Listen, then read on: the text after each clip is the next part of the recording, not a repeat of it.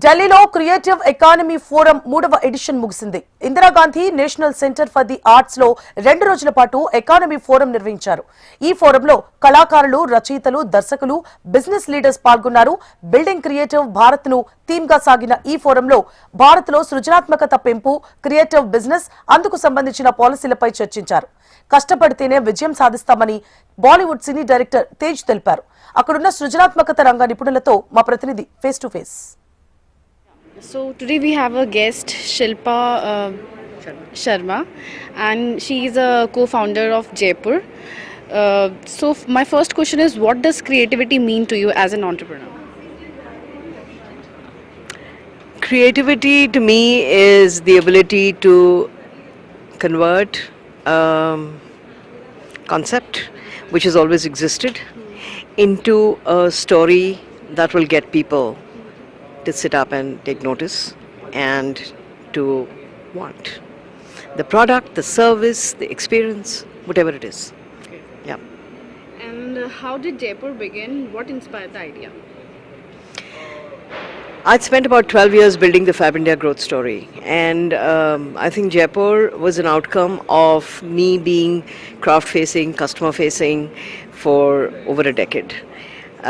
The fact that we have a wealth of craft and design in our country and just needed a platform that could tell the story in the manner in which it needed to be told without any price tags attached, to be able to showcase the finest craftsmanship from India to audiences all over the world.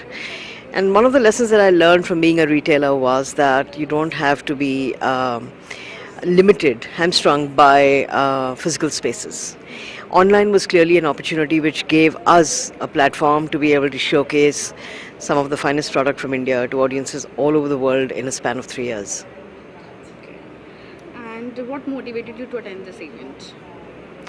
I think as an entrepreneur, as somebody who's built businesses over a period of time, I have a responsibility to be able to help somebody else along with their journey. And I feel that if in attending an event like this and sharing, what are my own lived experiences, if it helps build somebody else's future, it helps them feel like they've learned something, then it's time well spent.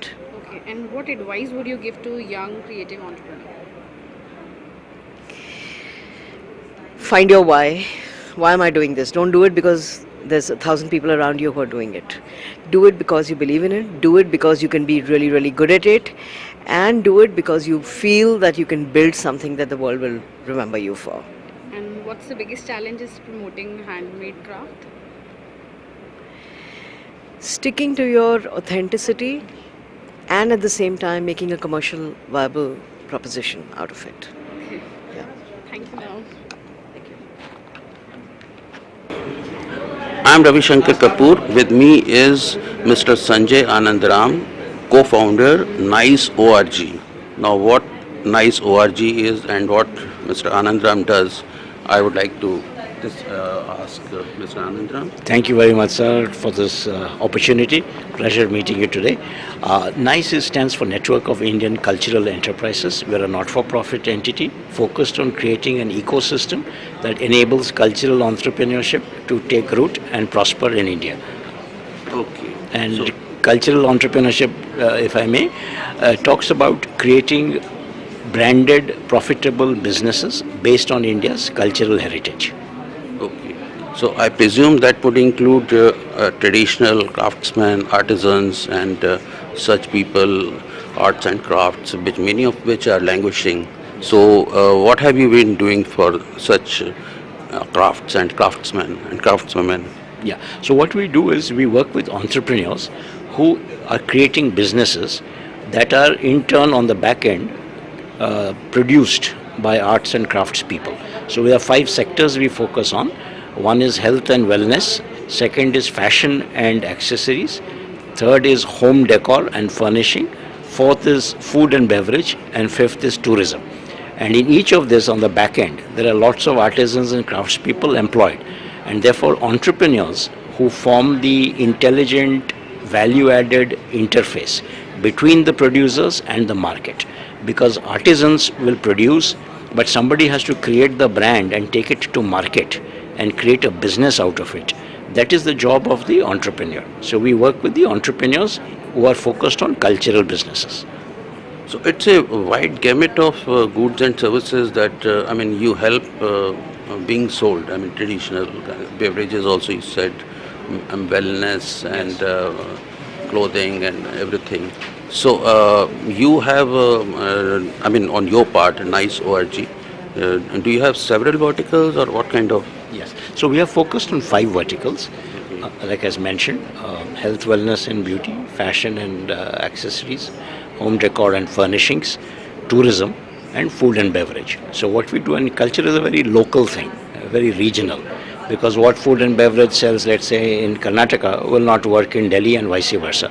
And there are entrepreneurs who are building businesses in all of these areas. Or whether it is Ajrak from Gujarat versus Kalamkari in, let's say, in Andhra. So each of them is very, very local. So we help such people build businesses. And for us, the really value add is in how do you create the brand, how do you raise money, the partnerships, how do you create the teams, the channels, in all of it necessary for creating a business. That's what our focus is. Well, talking about local cultures, the 2 Telugu states, Andhra Pradesh and Hyderabad. So how active and what kind of activities do you have in these 2 states? Yeah, so it's interesting that you mentioned that. In fact, right from here, next week I'm going to be in Hyderabad, where there is a culinary experience accelerator and tourism accelerator being set up in partnership with the TSIC there at the V Hub and T Hub. We've been in conversations with the government of Telangana. We have an MOU with them as well to be able to grow these businesses in the state of Telangana. And we see a lot of demand, a lot of exciting possibilities in tourism, in food, multiple areas. Okay. And what kind of challenges, on your part you face and the entrepreneurs you deal with, and of course the local people, the craftsmen, artisans, they face? What are the challenges they face today? The challenges they face are very many. One of them, of course, relates to predictable sources of business and revenue, which means that there needs a very strong market access so that continuous supply of orders keep coming. Number 2, continuous new inputs on design, on materials, protection of intellectual property, usage of technology. All of these are important challenges. And therefore, we believe that unlocking capital, unlocking talent, unlocking different kinds of elements are required, which means you need a ecosystem, whether it's government policy, whether it's money, whether it's talent, is designed, and so on, technology and so on. And that is what our goal is, to create an ecosystem that enables the unlocking of all of this. And they all work together to make this a success. Well, on the part of government, be it the state governments or central government or even the local authorities, on the part of civil society, and third on the part of businesses, corporate India, essentially business chambers, what should these 3 be doing to support your endeavor, and similar endeavors? I think it's an excellent question. I think it's a very important question that you ask.